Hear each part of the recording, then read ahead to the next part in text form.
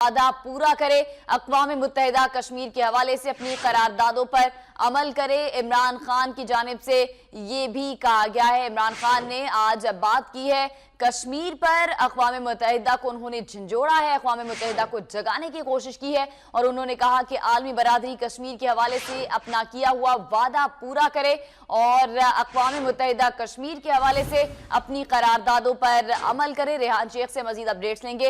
रेहान शेख, इमरान खान ने मजीद क्या कहा है कश्मीर से मुतालिक?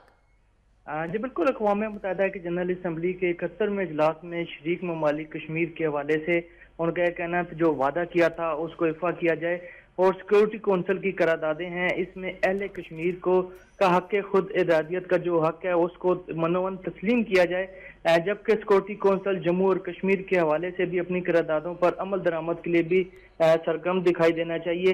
इसके अलावा आलमी बरादरी जो भारतीय काबिज अफवाज के हाथों बड़े पैमाने पर इंसानी हकूक की खिलाफ वर्जी रुकवाने के लिए मौसर इकदाम करे।